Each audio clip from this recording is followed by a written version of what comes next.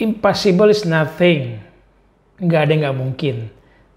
Tapi kalau 0-4 di final leg pertama Piala AFF 2020 ini, mungkin nggak kita selalu mengatakan impossible is nothing? Ya mungkin, kenapa nggak mungkin? Asal jangan gigi lu keriting. Impossible is nothing, nggak ada yang nggak mungkin. Ada banyak contoh kejadian-kejadian yang mungkin bisa kita katakan awalnya nggak masuk akal, tapi bisa kejadian.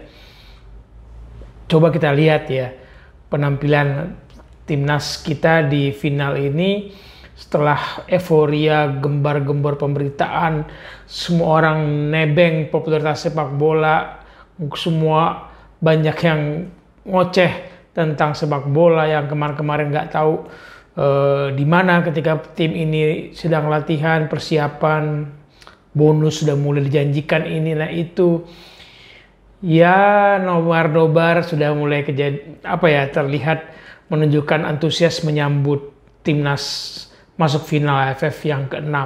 Salah? Enggak ada yang salah. Tapi kemudian ketika kita melihat pemain timnas kita tidak bisa keluar dari tekanan Thailand sejak menit awal, sejak peluit dibunyiin, ditekan terus dan kita tidak keluar, hasilnya memang ya bikin orang katakan leg kedua kan seperti apa ya? Mungkin nggak kita balas skor 4-0 itu? Mungkin nggak kita bermain lebih baik? Apa senjata rahasia Sintayong di second leg? Gue punya catatan seperti biasa di pertandingan, nyoret beberapa hal yang menjadi perhatian gue, dan itu kita ulas lah ya di What With West. Kita mengulik hal-hal yang unik dengan asik, meskipun hati ini galau luar biasa melihat penampilan kita hanya 1 tembakan on target, sementara di kubu lawan itu 9, dengan akurasi tembakan kita hanya 25%, sementara lawan akurasi tembakannya bisa mencapai 47%. Berat memang. Thailand dari awal kita melihat pertahanan mereka dan bagaimana mereka membangun tembok untuk lawan masuk, ya baru kebobolan sekali selama AFF ini. Nah, catatan kita di final pertama ini, meskipun hati masih sedih ya, kacau balau melihat penampilan kita dan membawa kepada perasaan, tapi gue mau mencoba memberikan beberapa catatan supaya kita diskusi. Kalian melihat apa, gue melihat apa di pertandingan ini. Tadi gue mengatakan soal tekanan. Sejak menit awal itu kita nggak bisa keluar dari tekanan. Dari awal bahkan Farudin melakukan sebuah menurut gue kegugupan yang terlihat bagaimana tidak bisa keluar dari tekanan Thailand, dan terbukti menit kedua gol Canatip itu kan memperlihatkan bagaimana kita tidak bisa menguasai dalam kotak penalti. Gelandang-gelandang bertahan kita harusnya menjadi penguasa, selain back yang menjaga di depan kiper itu. Setiap pemain yang masuk dalam kotak penalti itu adalah pengawalan para gelandang dan mungkin memberikan koordinasi, memberikan masukan ada lawan yang masuk. Catatan gua di menit situ adalah, pertama, bagaimana mungkin pemain nomor 18 itu sekelas Canatip itu bisa masuk kotak penalti tanpa kawalan. Lalu kedua, bagaimana kalau hitungan komposisi bertahan itu condong ke kiri. Memang kita tidak ada Pratama Arhan, harusnya nggak ada masalah. Tapi yang gue lihat adalah ketika Rahmat Irianto condong lebih bermain ke kiri dan lupa ada lubang di tengah ketika pemain Thailand masuk dari kotak penalti. Trust, gue mencatat soal kepercayaan. Ketika kita percaya kepada rekan kita akan bermain bagus, dia menanggung tanggung jawabnya, dan kita berbagi tanggung jawab, kita nggak meninggalkan tanggung jawab kita. Nah, yang gue lihat adalah sisi kiri kita yang terus mendapat tekanan diserang oleh Thailand, itu membuat para pemain kita condong membantu Edo dan akhirnya membuat lubang di tengah, dan itu sangat baik dimanfaatkan oleh pemain Thailand, termasuk pemain terbaik mereka si nomor 7, siapa namanya, yang pemain terbaik si Sopacok itu. Nah, back kanan mereka pun si nomor 13 itu Philip Roller itu kerap masuk ke sisi kiri pertahanan kita. Lihat, coba kalau kalian ingat-ingat ya, dia masuk terus babak pertama itu gampang sekali dia dekat dan tektokannya enak sekali. Catatan gue juga soal bagaimana membongkar pertahanan lawan. Bukannya ini kita nggak bisa, tapi Thailand itu membongkar pertahanan lawan, itu membongkar pertahanan kita dengan operan. Secepat-cepatnya kalian berlari, secepat-cepatnya pemain berlari, bola yang ditendang sering lebih cepat kan? Secepat-cepatnya kita lari, bola yang ditendang, dan apalagi membongkar pertahanan dengan operan-operan pendek, itu akan lebih cepat membuat perpindahan. Sementara Indonesia lebih sering, catat ya, lebih sering, bukan nggak bisa, membongkar pertahanan lawan dengan aksi individu soloran. Secepat apa kita berlari membongkar pertahanan lawan dibandingkan tadi Thailand membongkar pertahanan lawan dengan operan-operan pendek. Sekali lagi aku katakan, bola yang ditendang itu lajunya akan lebih cepat daripada lari seorang pemain selama operannya oke. Dan mereka tahu ada lubang di tengah ketika konsentrasi gelandang-gelandang kita lebih condong ke kiri. Itu soal trust tadi yang gua catat, Rahmat Irianto terlalu bermain di kiri. Lalu juga Thailand nggak pernah membiarkan pemain kita leluasa ketika menerima bola. Lihat deh, ketika pemain Thailand menguasai bola, kita agak jauh, mungkin ada 2 meter memberikan mengawal pertahanan zona defense. Tapi begitu pemain kita menguasai bola, bahkan di daerah pertahanan kita sendiri, bahkan di dekat kotak penalti, pemain Thailand tuh nekan, nggak ada ruang leluasa bagi pemain kita untuk mengambil keputusan, mengontrol bola, mengoper, atau menggiring. Kenapa? Udah ketekan duluan, udah dipepet duluan, dan ini yang membuat pemain kita nggak keluar dari tekanan. Teman-teman kita, anak-anak muda Indonesia ini minim pengalaman di turnamen, ya, dan Thailand tahu itu dan memaksimalkannya dengan baik. Sampai menit ke-11 yang gue catat, selain kemampuan pemain Thailand membuat pemain kita panik, memancing dan menekan dan tidak memberikan ruang, sampai menit ke-11 gue nggak ngeliat Witan yang militan. Kecapean kah? Strategi kita memang tidak terlalu keluar kah? Sampai menit ke-11. Menit ke-17 kita mulai memancing emosi karena kita mulai sering kehilangan bola. Sampai menit 17 tuh gue lihat tuh operan udah mulai nggak seakurat dulu, nggak seakurat sebelum-sebelumnya. Dan Thailand dengan nyaman memainkan position mereka, mengoper bola, menjaga ritme, nyaman sekali. Sampai menit ke-17, sampai menit ke-24 gue lihat juga bagaimana kita belum bisa memainkan counter attack, masih belum mampu. Dan frekuensinya kayaknya nggak nyambung nih antara pemain 1, pemain 2 melakukan counter attack, saling salah komunikasi, saling salah pengertian. Catatan di final, masa salah pengertian ini munculnya di final? Kemarin-kemarin bagus kok. Ya, mungkin karena tekanan dari Thailand tadi membuat kita nggak bisa nyaman dan tidak menemukan frekuensi yang sama pengertian ketika kita saatnya menyerang. Ya, resikonya memang pertahanan kita selalu ditekan dan kita seperti nggak nyaman keluar karena kita tidak dalam satu frekuensi yang sama berkomunikasi untuk keluar dari tekanan dan melakukan serangan. Sampai menit ke-26 pun nggak ada ruang buat pemain Indonesia, gue catat. Sampai menit ke-26 nggak ada ruangan. Dapat tekanan terus, dipepet terus gitu. Counter attack nggak bisa. Terus Thailand jarang banget bikin kesalahan. Minim banget error. Sampai menit ke-26 itu ya gue catat Mana kesalahan-kesalahan gitu. Terus bagaimana duet Farudin dan Rizky menurut gue kurang cocok. Nggak matching tuh. Sampai menit keberapa ya gue catat. Menit ke-31 kita baru dapat corner. Baru dapat corner menit ke-31. Dan menit ke-36 tendangan pertama Indonesia di final first leg. Dibangun Ricky Kambuaya yang di pertandingan kali itu gue suka banget dengan Ricky. Aduh, kalau kita punya 5 pemain seperti Ricky enak nih. Dimulai dengan Ricky, dibangun oleh Ricky, tapi tendangan Asnawi masih di luar target. Pada menit 36 itu, kita baru memulai mendapat 1 tembakan, Thailand sudah punya 7 tembakan di menit 36.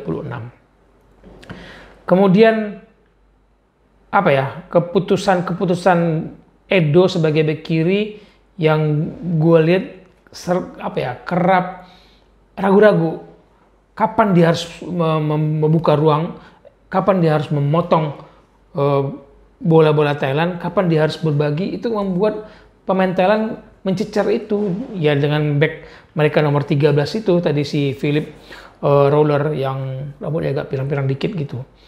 Nah ini dipantau banget, no wonder dia diganti ya Edo. Kehilangan pertama bukan berarti kemudian kita harusnya tidak percaya kepada pemain pengganti. Toh seluruh pemain yang dipanggil Sintayong harusnya paham mereka lah pemain pilihan, percaya diri, pede. Nah percaya diri ini gue ngeliat dari Edo. Gue nggak lihat dari Edo. Menit ke-40 kita dapat peluang emas. Nah ini peluang emas tendangan Dewangga jauh. Dewangga yang bermain ke tengah. Peluang gempuran dari Witan, kemudian dari sisi kanan pertahanan Witan masuk ke sisi kanan pertahanan Thailand, tarik sayang tendangan Dewangga. Seandainya itu gol aja atau SOT aja, mungkin kepercayaan diri kita tumbuh tuh. Karena skor masih 0-1. 0-1 di first leg bagi gua no problem. 0-1 ya, gitu. Kalau di first leg. Lalu kemudian kita mengakhiri pertandingan dengan save kiper kita Nadeo. Aksi pemain nomor 7 Thailand itu si Supacok memang luar biasa sih. No wonder dia pemain terbaik. Memang Shanatip menjadi pencetak gol pertama kedua, tapi Supacok luar biasa. Kita menyelesaikan babak pertama dengan skor 0-1 yang menurut gua tidak masalah. Ada harapan selagi hanya skor itu. Dan penonton kita diberi hiburan di saat break dengan lagu Kopi Dangdut. Gue pikir ini momentum nih. Pemain Indonesia coba dibawa ke dalam nuansa rumahnya sendiri di Indonesia dengan lagu Kopi Dangdut ketika break sebelum memulai babak kedua. Pergantian pemain akan Bagot masuk, Evan Dimas masuk, Kadek Agung masuk, dan keluar seperti biasa yang kita tahu Edo keluar. Rama Arianto keluar dan Fakhrudin yang gue nggak ngerti kenapa dikeluarin, mungkin cedera atau apa, tapi koordinasi di belakang lalu kemudian kita lihat berantakan. 3 gol terjadi di babak kedua. Apakah Dewangga yang ditempatkan sebagai bek kiri harus bertanggung jawab? Ya nggak juga, nggak bisa semua disalahkan kepada satu pemain, tapi kalau gue mengatakan kita sudah kehilangan kepercayaan diri karena tidak mampu keluar dari tekanan di babak pertama. Menit ke-52 skor menjadi 0-2, serangan balik lagi-lagi Shanatip. Ampun deh, ini pemain nggak boleh dibiarin. Aksi Supacok Saracat itu membuat pertahanan kita kocar-kacir, kayak setel gitu loh. Kemudian nanti diselesaikan oleh Shanatip. Menit ke-61 gue catat peluang kita Irfan Jaya yang diblok. Operan lagi-lagi operan dari Ricky. Kemampuan Ricky melihat peluang, kemampuan Ricky menjadi dirigen penyerangan, gue suka. Sayang kita gak punya finisher yang baik di pertandingan ini. Menit ke-62 gue berharap ditarik keluarnya Ricky untuk memberikan dia waktu istirahat di leg kedua. Skor 0-2 ya. Skor 0-2 Egy masuk menggantikan Ricky dan gue anggap oke, ini untuk second leg. Meskipun gue mengatakan what, Ricky tadi keluar, karena gue lihat Ricky yang bisa melihat peluang itu dan menjadi dirigen penyerangan tim. Begitu ditarik keluar, nggak ada orang di tengah yang bermain, karena Egy bermain agak ke sayap, ya kan? Lihat Ricky di tengah, begitu Ricky tarik keluar, serangan kita di tengah udah nggak ada, main sayap terus kan. Sementara Ricky sering sekali aksi individunya menari-nari, membongkar dan melihat peluang rekannya. Sayang Irfan Jaya nggak dapat menyelesaikan serangan yang dibangun oleh Ricky. Egy masuk menit 62, Indonesia kebobolan di menit ke-67 lewat skema serangan yang menarik banget. Tenang banget tuh Thailand membangun permainan mereka, dan tendangan dari luar kotak penalti si Supacok menunjukkan mereka tahu bermain bola, mereka tahu latihan yang mereka terapkan, latihan yang mereka coba itu bisa diterapkan di pertandingan, dan terbukti mereka bisa memancing sebuah situasi dan situasi itu mereka selesaikan. Ini menariknya yang kita lihat dari Thailand. Mereka menciptakan situasi dan kemudian menyelesaikan dan mengeksekusi. Kita nggak bisa melihat pemain Indonesia menciptakan situasi lewat skema permainan. Lebih kepada aksi individu kan. Dan eksekusinya masih jauh dari harapan. Catatan gue itu penting ya. Thailand bisa menciptakan situasi dan mengeksekusi. Menit ke-70 gue mencatat sebuah pelanggaran yang menunjukkan kita mulai panik. 18 pelanggaran dibanding 10. Itu jumlah catatan di pelanggaran di menit ke-70. Di menit ke-71 Indonesia punya 3 tembakan, hanya 2 yang menjadi peluang emas sebenarnya, Dewangga dan Irfan Jaya tadi yang bongkaran serangan dari Ricky Kambuaya. Menit 72 Irfan Jaya yang menurut gue emang off performnya, belum dapat kembali tampil seperti sebelumnya, termasuk di babak kedua lawan Singapura kan off ya kalau gue lihat. Masuk Ramai Rumakek, tapi Ramai nggak dapet sentuhan lagi karena tekanan udah terlalu besar ke daerah permainan kita. Jadi no wonder ketika Ramai masuk kita nggak ngelihat ada perubahan nyata di dalam permainan kita. Malah menit ke-83 Bodin-Pala menambah keunggulan Thailand menjadi 0-4, dan tekanan yang dilakukan di daerah permainan kita sendiri nggak bisa diantisipasi oleh Asnawi maupun Egy. Akhirnya tekanan itu berbuat sebuah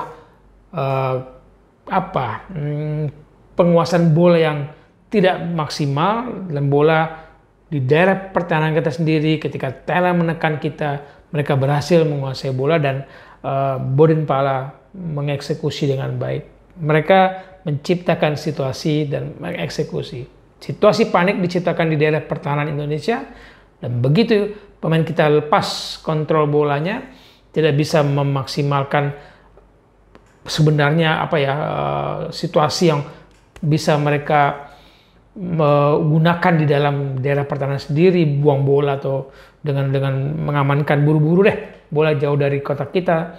Nah, situasi yang diciptakan oleh Thailand kemudian dieksekusi.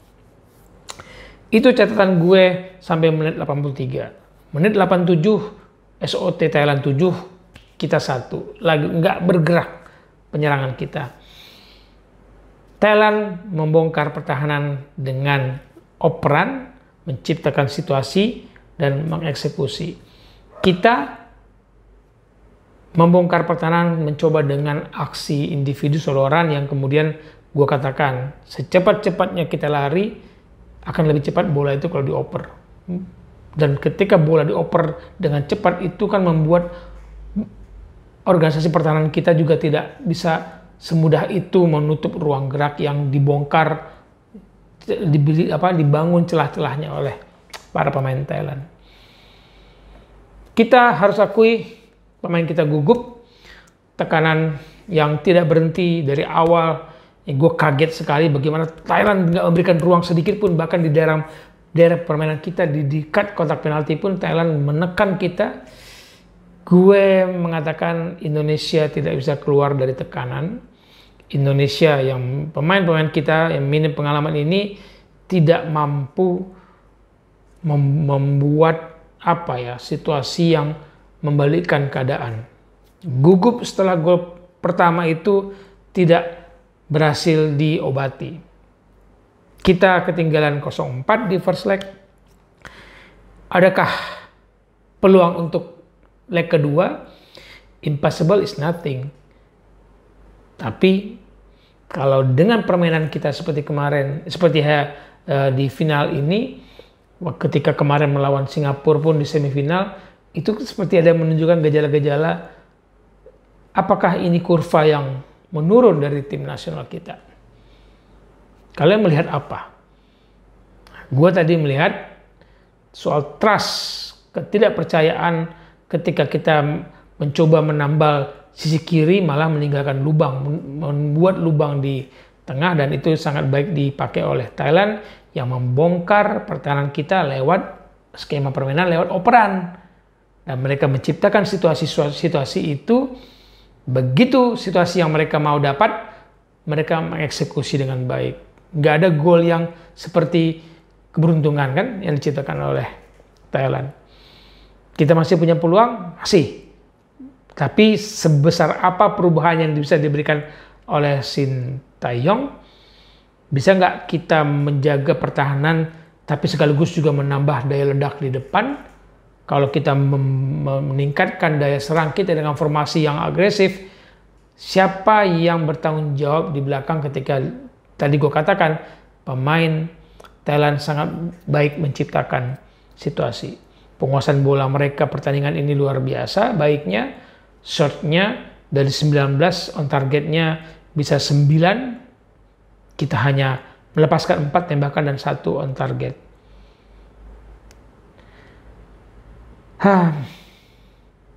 Moga-mogalah Sintayong bisa memberikan obat bagi kepanikan para pemain kita, keterpurukan kita, bisa bagaimana keluar dari tekanan sehingga ketika leg kedua dimulai kita turun dengan kepala tegak, lupakan skor 0-4, mulai dengan kepala tegak. Dan untuk mereka-mereka yang nebeng popularitas Piala AFF ini karena kita masuk final, stop dulu dengan segala macam euforia yang nggak penting, janji-janji nggak penting, ucapan-ucapan nggak penting, karena ketika selesai 0-4 di first leg ini, gue pingin lihat masih ada nggak kepercayaan diri mereka bahwa mereka bisa menebeng ombak gelombang popularitas sepak bola saat ini ketika Indonesia masuk final AFF untuk yang ke-6 kali. Impossible is nothing. Gue tunggu pendapat kalian, komentar kalian di channel What with West. Kita berkomunikasi, kita berdiskusi, kita memberikan analisa-analisa pendapat kita. Yang belum subscribe, ayo subscribe dong, like, share ke teman-teman bahwa di What with West kita bisa berdiskusi dengan baik, dengan jernih dan bertanggung jawab. Sampai ketemu di pembahasan What with West lainnya, sambil kita harap ada perubahan nyata dan perubahan yang signifikan bagi timnas Indonesia di final kedua Piala AFF. Sampai jumpa, bye.